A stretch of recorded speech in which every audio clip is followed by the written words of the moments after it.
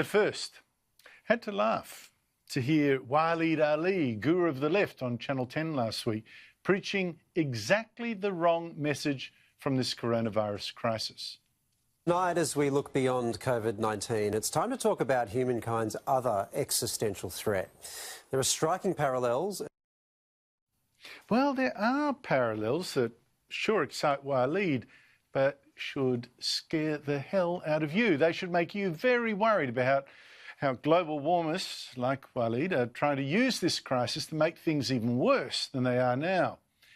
In particular, warmists are now trying to create one particular parallel, letting experts boss us around over global warming as they do now with this virus. That's the message that has Labor leader Anthony Albanese sounding just like global warming priestess Greta Thunberg.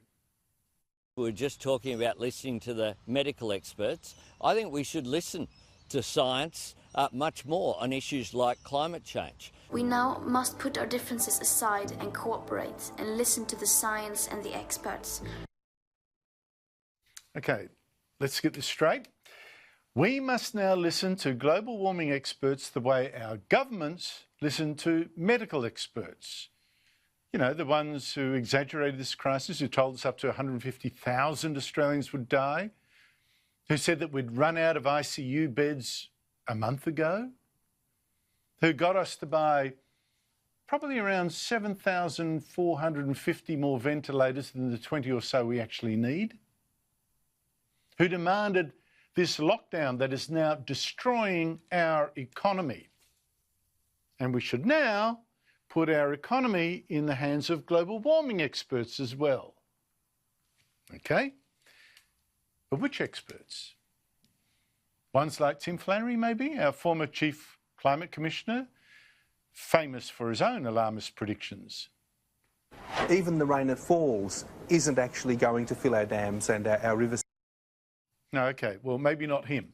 Should we listen instead perhaps to experts like Dr. David Viner of the University of East Anglia, who 20 years ago warned that snowfall will become a very rare event. Children just aren't going to know what snow is.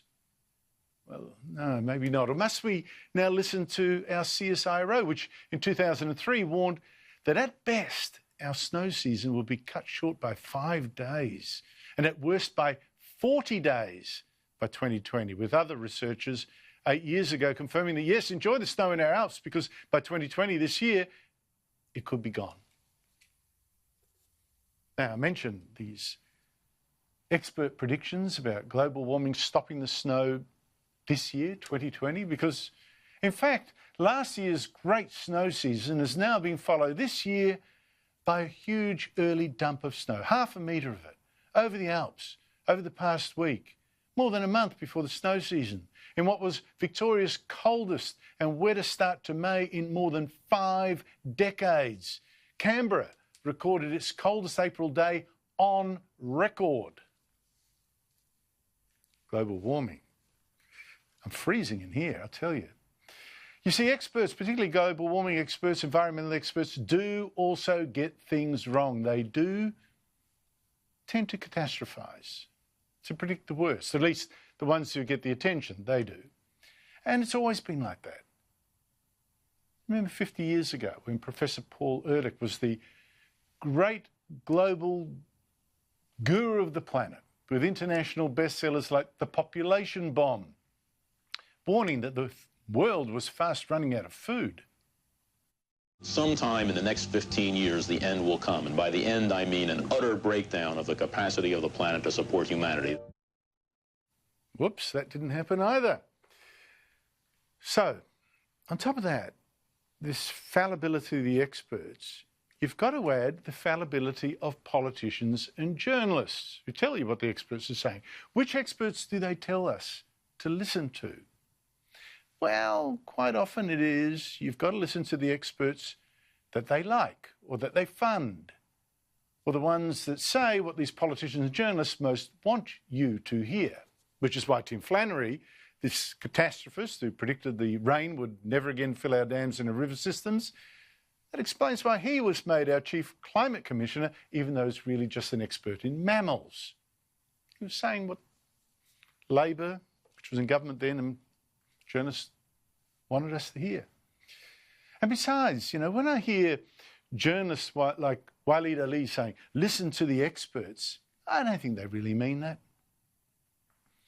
Otherwise, Waleed himself would never say things as utterly scientifically illiterate as this, confusing emissions of soot and steam with emissions of global warming gases like carbon dioxide, which are actually invisible, Waleed. Something remarkable's happened. Nature's taken a deep breath.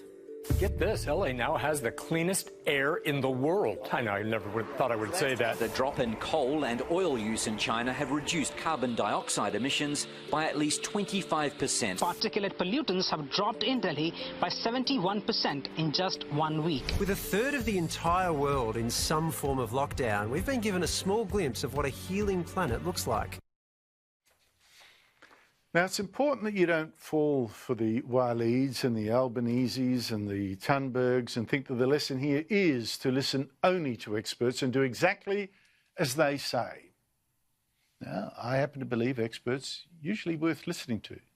But experts do disagree. There is no one expert you should let dictate what we all do. Everything must be balanced. Opinions plus, of course, balancing the benefits of what experts want against the costs that you must pay. Right now, for instance, there are health experts who insist that many of our bans are actually too strict. And experts are disagreeing about whether schools can go back or must stay closed. Most actually say they can open again, but you don't hear some politicians listening to them, really, do you? And then there are the economic experts who say the cost of these bans is just too horrific. We will regret smashing our economy.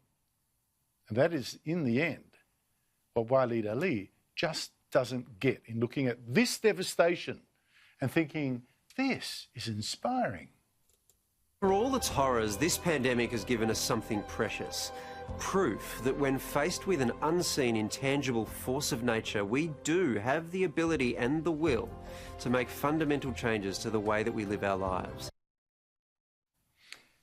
What he doesn't get is all these fundamental changes to our lives aren't actually what we agreed to. They were forced on us by politicians and their experts, often without even a vote in Parliament. We're forced by new laws to stay off our beaches and parks. Otherwise, we would have been there last weekend, right? And these changes to our lives, well, you look around, Waleed. You really want more of the same?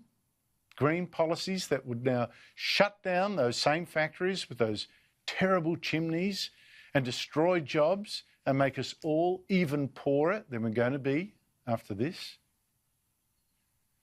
That we must now add to this devastation global warming policies to what we've already done to ourselves already in this crisis. That would be so mad that we deserve all the extra misery that would mean.